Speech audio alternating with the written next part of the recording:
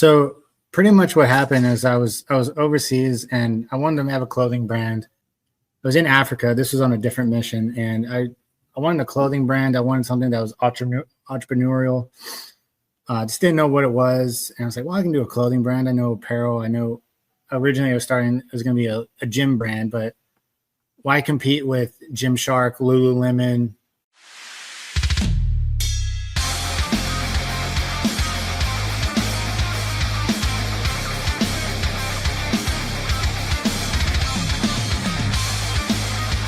Welcome back to another episode of Beyond the Uniforms, and today we have Kyle. I'm probably going to kill your last name, D'Antoni. Is that right?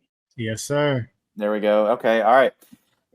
Yeah, we've connected. Actually, we connected because I'm one of the group owners, I guess, of the university that we're both going to, AMU, American Military University, and you made a post in the group, and we talked a little bit about what you're doing. I thought it was really cool. Aside from the fact that you obviously better than yourself, but what you're doing right now with your own podcast and your own apparel line.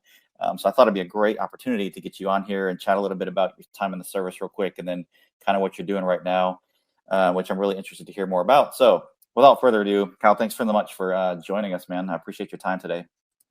Yeah, thanks for having me. It's good to be on shows like this. I love it. Yeah, and that's just one of the things that I really enjoy doing, man. Is just getting to talk to people and just hearing their story and why they started a business or what other, whatever reason that they're on their current venture. It's such a cool opportunity. So, yeah, man, just share a little bit about your time of service and what you did, and kind of transition into what you're doing now. Yeah, so I am the owner, founder, CEO, COO, chief marketing, you name it, of 90 Apparel. Was it HMFIC, right? Yeah, master of all, or whatever it is. And yeah.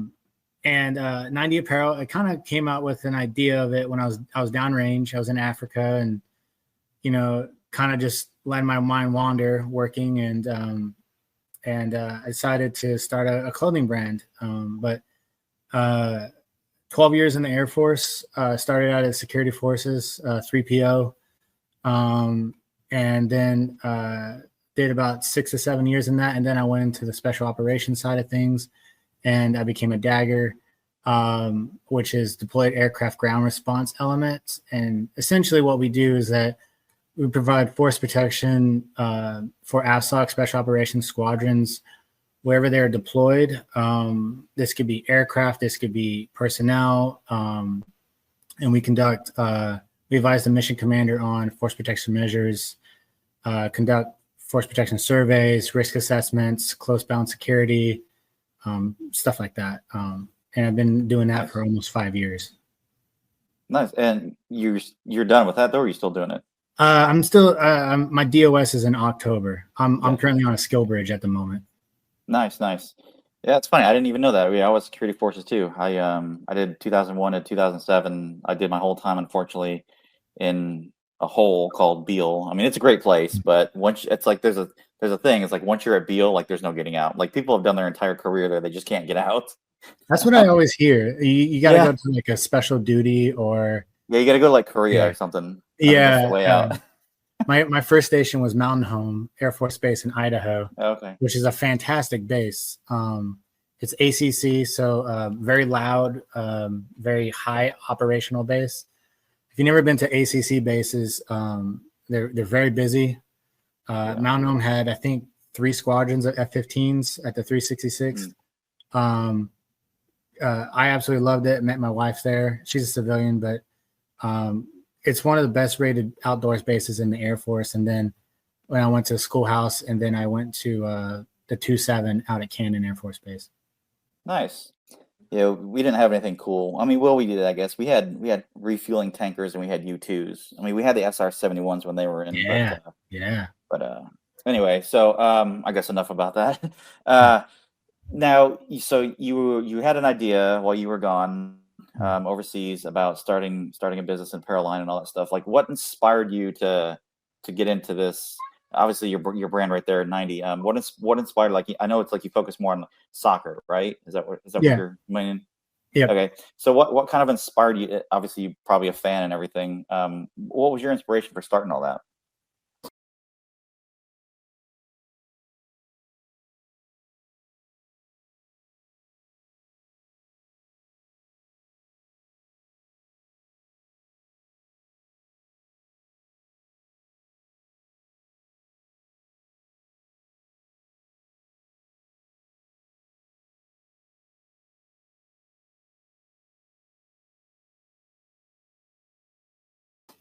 So pretty much what happened is I was overseas and I wanted to have a clothing brand. When I was in, uh, I pretty much came up with the idea. Or let me start back. I guess when I was in college, I started working at Hollister and Abercrombie when I was in college, and just it was a job. I had friends that worked there, so that's where I started. And then I went to college and then or continued on to college and went into the Air Force. And then been on 5 deployments total, and my last 3 have been in special operations side of things, soft support, and with the Dagger section. And I was in Africa. This was on a different mission, and I wanted a clothing brand. I wanted something that was entrepreneurial. Just didn't know what it was, and I was like, well, I can do a clothing brand. I know apparel. I know originally it was going to be a gym brand, but why compete with Gymshark, Lululemon, all the other ones, fill in the blank with different veteran branded, Grunt Style and Nine Line Apparel and some of these other ones. But I didn't want mine to be, vet branded, so to speak, with the flag and everything. It really wasn't my style. And so I was like, well, I always used to watch like to be honest, used to watch like all the Dom Mazzetti and the bro science videos. And I just thought the gym culture was pretty comical. And I wanted to do like a spinoff of that, but it wasn't really working out that way I wanted it to. I was going to originally buy out a company, capital up front, everything like that. And then the guy ended up selling the company before I had the chance to put a bid in. He said that he would pretty much do the exact same thing, but put all my ideas, my marketing, everything into it. And long story long, it was pretty much a crap product. And I was in the hole probably $3,000 up front. And the graphics that they were using were stuff that that was off of, clip art and some of these other, it's just, why would I put my name to it? And I refuse to have my name associated with such BS artwork in that context. And I just didn't want that. So basically I pulled the plug on that. And this is, early on into my entrepreneurial world, I guess, this was probably 6 years ago from now. And then I started a podcast with my friend, who's a professional referee. And we started on Facebook Live, and it was good. We got, a handful of listeners and people asking questions, all sorts of stuff. I played soccer since I could walk, I've done everything except for refereeing. I've made it into the semi-pros at my last base or my first base. Didn't really play because I went straight into training for my schoolhouse. But I made it, and that's what counts. I kind of checked it off the bucket list.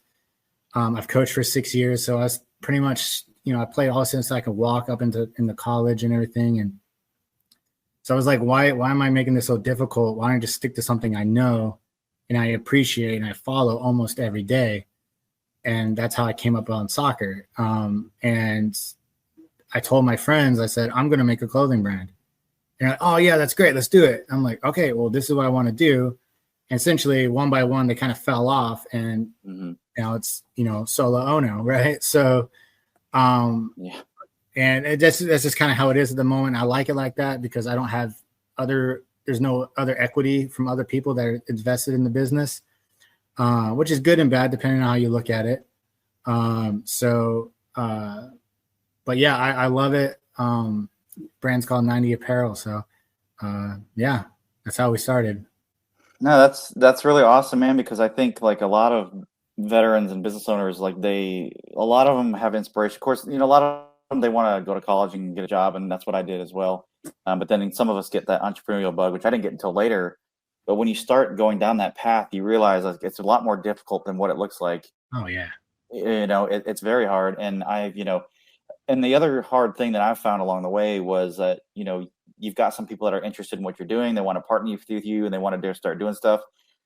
And I don't know if it was like that for you, but for me, because you mentioned people started dropping off, like that's how I came across certain things as well. When I was, when I had some people that said they were interested in partnering together. I mean, even now, they want to do some local things, and they want do some collaborations, but then when it's time to get down to it, it's like they just either they lose the motivation, they don't realize how difficult it is, and so that it's tough.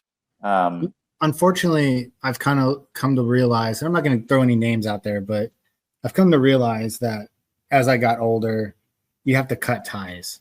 And it's a hard pill to swallow. It really is. I'm growing up Italian, so family and friends is something that you hold close to you.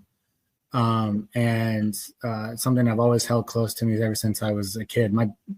Two of my best friends, one of them I've known since kindergarten, diaper days, if you will, almost. And then my other best friend I met freshman year of college, and I refuse to let those two people out of my life, no matter what I do. But on the other hand, there's people where I've kind of been watching a little bit of like Gary Vee and Alex Hormozi and some of these other guys. And something I've taken to heart the last few years is the word value. And I kind of make you think about it, is that what does value mean to you? And I've really taken it, like I really, really looked hard at it and said, how are the people around me giving me value? If they don't give me value or some sort of internal challenge, maybe, then what are they? If it's just a friend, all right, great. We'll see each other maybe once a month, grab a beer, or, go tailgate, something like that, or play a pickup game or grab coffee, whatever. But what value do they actually bring to me? And there's other people where, like you were saying, that, oh, I want to be involved in this. I want to be involved in this. All right, cool. This is what I require from you, X, Y, Z, different things. And this is what happened to me is I had a guy that wanted to reach out. He said, I want to do it. I'm in for $1,000 or something like that. I said, great. We started talking, and turns out I said, I want to meet once a week. I want each of us to come up with 5 ideas and how those ideas work with the company and designs and so on and so forth. And it just wasn't working. So I just cut the tie, because there's no value in that. Why bust my chops to work schedules and timelines and everything when you don't provide value? So I've pretty much told myself that unless I meet someone that works harder than me with my business, they don't provide me value unless it's a specialty such as marketing and so on and so forth. Yeah, that's there's a lot to unpack there, and I don't want to go down a rabbit hole too much. But I believe you're 100% right. There was a I don't remember. I think it was my mentor. I think it was Dan Locke, maybe, who said that one time at one of our conferences. He said, and of course it's all over the internet, but it's something to the effect of, like, you are the average of the 5 people that you hang around with. And it kind of resonates with what you just said, that if somebody in your life is not bringing you value, then what is the connection? Like, and that may not go like completely, like just cut them off, like get rid of them out of your life. But I think in certain aspects, like especially in business, you have partnerships, you have collaborations, you have friends, you have all these groups of people. But which ones at least for me, which ones do I hold really close and value that I stay in contact with? Because over the years, what I've found is that there's a lot of other business owners that want to do partnerships, they want to do collaborations, they want to do networking, they want to do this and that, kind of like what you're experiencing. But then I feel like I'm like pushing business their way. I'm making referrals. I'm doing these things. I would go out and shoot video content, and I would write the social media posts, and I do all these things. But then there was like nothing in return, And so it's like, I want to build this thing. Like, I have this idea that I want to build this thing in the local area, aside from, what I'm doing right now with Beyond the Uniforms, but in our own local area. But in this instance, it's going to have a greater impact when I can do it with more than just me. But finding those key people, I think, is the hardest part in business, because everybody says they want to do business. Everybody says they want to do things. But when it comes down to it, to get to get in the trenches, that's when you find out who the true entrepreneurial spirit people are, unfortunately. Yeah, there's a meme out there. I'm gonna take it kind of sort of out of context, but has like that picture of the guy that's, dismounting the Humvee, and he's like jumping off of it or something like that. And the caption's like, everyone wants to be an operator until it's time to be an operator. Yeah. I kind of take it the same context as like everyone wants to be in business up until it's time to actually have a business. It's dumbfounding that, so many people have ideas, and, you can credit to education, sure, like not knowing how to do stuff. And YouTube is the best free university there ever is. Yeah. You get a free. I got a YouTube education. So exactly. But depending on who you follow, obviously you got to do your research. But YouTube is fantastic use of knowledge. So if you come back to me and like, well, I love to do this and I have no idea how to do it, I don't have time to teach you. Find out on your own. As kind of sorry as that sounds, it goes back to value. If you come to me and you already have value, that's worth it more. You could work great, everything, and I would love to do that. And you might, you got to bring something to the table. Unfortunately, that's where I am in my part of my business. You got to bring something to the table. And that's where I think value to me means the most. Yeah, that's 100% true. The other thing that I really learned from, people like Tony Robbins and all those other big, influencers is that if you want a partnership, if you want a collaboration, or if you want something, you need to come from a value first position. Like don't go, and of course this goes across social media. I mean, I'm hit up on LinkedIn all the time, every single day about, hey, I can get you more followers, and the whole spam and stuff. And not to discredit that they're trying to earn business. They're out there doing what they need to do to try to make money. But I don't think it's ever happened where I've actually had somebody come from, how can I help you? Or here's something that I can do for you to start that relationship. They're coming from a value position first. And a lot of people, unfortunately, don't come from that. It's like, oh, well, I can help you, but why don't you buy into my software or buy into my coaching program? Right. It's like, if you want a partnership, and that's trying to sell something, but if you want a partner, like a true partnership and a true collaboration, then you need to, like you said perfectly, you need to come from a position of bringing something to the table. Like I am, in the local area here in Dallas, in the Denton area, I'm trying to start this newsletter for the local area, talking about fun things to do. But it's going to be not boring because there's a lot of those newspapers and articles out there already, and they're all boring. They all read like the 1800s newsletters that you used to get in the mail. But I'm creating one that's going to be fun and entertaining and highlighting the fun stuff that it's hard to find. And there's people that want to jump on board.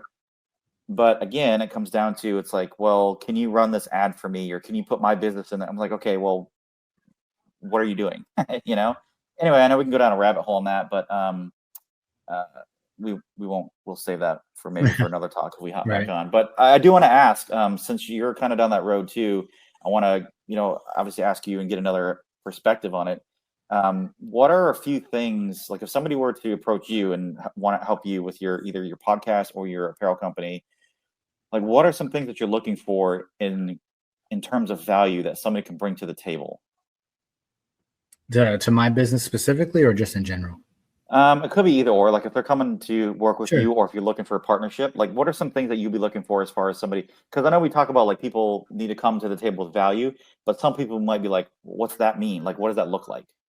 So for me, if you have value, that could be education. It's something as simple as education. That's kind of the cliche answer, to be honest. Or it could be passion, right? I have a passion. If someone comes to me, I have a passion for soccer or football, I guess, to be politically correct. Then okay, great.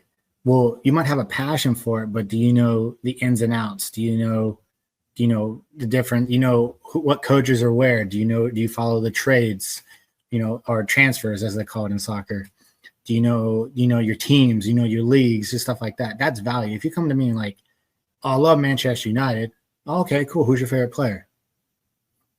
All right. I like their colors. Okay. Doesn't really give me value, man. Like, wait, we can talk sport all day, but you got to be able, at the end of the day, it's like anything when like, you got to be able to hold a conversation. You got to be able to network and stuff like that. So, someone that I would personally be looking for is someone that I've always been told, and I believe this too, something I'm still looking for is that if you're going to hire to someone else or hire someone, it should be someone that does something better than what you do.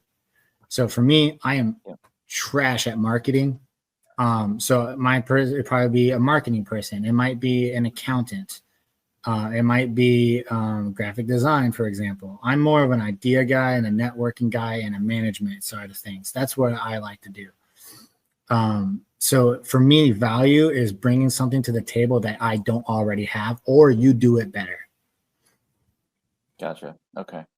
Yeah, that makes perfect sense. Hire, I don't remember who said it, but hire the people that do the things better than you. I mean, that's perfectly said. Yeah. Because you can't be an expert in everything, right? My dad used to say, everyone hears once you're the smartest person in the room, find a new room, and then my dad used to say, surround yourself with people that are smarter than you. Mm-hmm. And I think Alex Hormozy says it all the time like that. So I truly believe that. Yeah. Yeah. Because that's how you grow. Yeah. I mean, you surround yourself with other people that can lift you up and take you to another level that you're not at. Now to kind of wind down, as far as the podcast and apparel, you have guests that come on your podcast, like who fits, like what kind of people are you looking for to get on your podcast? Like if somebody are listening to this, like how can we help you get some more guests on your podcast? To be honest, we were talking about it in a little bit in the pre-show, but I'm always looking for people to come on the show. For me, it could be fans with like absolutely crazy stories. It could be coaches on like how to get recruiting. It can be scouts, because when I was a kid and I was scouted, I started getting scouted at, 12 years old, 10 years old, something like that. And I was getting scouted and again in high school and so on. But like, I didn't know who to talk to. I didn't know what a sports agent was. I didn't know all these different things. Right now we got NIL. NIL is blowing up. I have 3 NIL athletes that I have signed, which is fantastic. I have 2 males and 1 female, all soccer players. 2 are D1 and the other one's a D3. And they're on our socials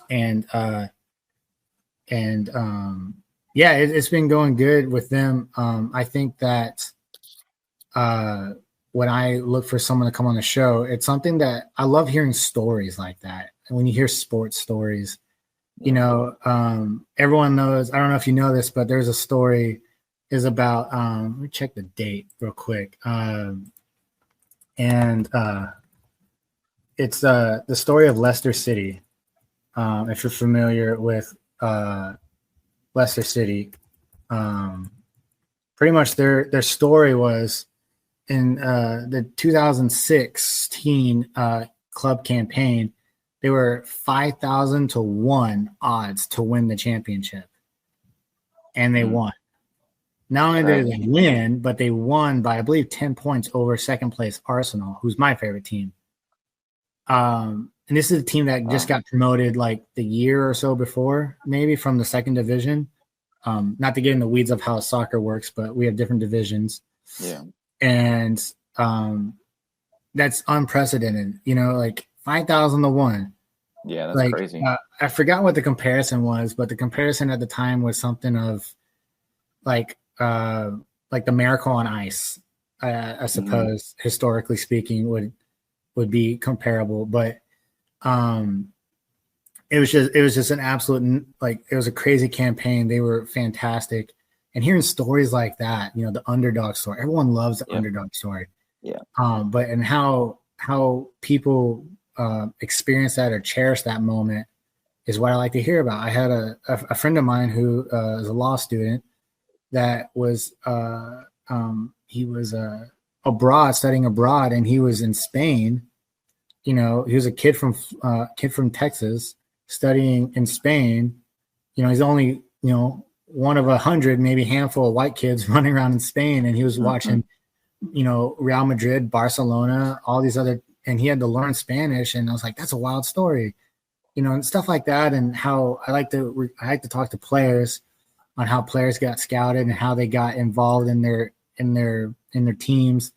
Even nutritionists, like soccer is a long distance per se sport, short short sprint, long time sport. So hearing about how trainers train for recovery, endurance, mindset, right? I have one of my good friends is an ALS instructor, and him and I talked about, what does a captain look like? What's a leader look like in the sports world? We have another episode that is more comical. It's like classic kits, right? In soccer, we call them kits or jerseys. And it's like classic kits, like not a lot of people don't know that there was an Atletico Madrid Spider-Man jersey, and then all these other things. And like people just, and the podcast is kind of the voice of the brand per se, where helps, especially here in the States, open the eyes to the culture that is of soccer, and hearing those stories and those different shows definitely shed some light to that. Yeah, no, that's awesome, man. Okay. Well, we got definitely some good information about who we can help you get on the show, and hopefully, anybody listening and be like, you know what, I want to listen to that. So, I mean, even if it's just a fan, I think they're going to find some value in episodes and podcasts like that to listen to those stories and things like that. So awesome, man. Well, hopefully that definitely works out for you. Last question, man, is anybody who wants to get a hold of you or reach out to you to learn more about your apparel brand or to get on your podcast, what's the best way for them to do it? Yeah, for sure. So I'm on all socials, LinkedIn, Kyle D'Antoni, Instagram, Kyle D'Antoni, Facebook, Kyle D'Antoni. And then, last name is spelled D'Antoni for those that don't know how to spell D'Antoni. And then on Instagram, I'm probably most active on Instagram. It's 90 Apparel or 90.apparel, soccer culture brand. And then we're also on Facebook. And then on TikTok, it's 90. I think it's called 90 Media now. I think I had to change it. And then last one is Spotify for the podcast.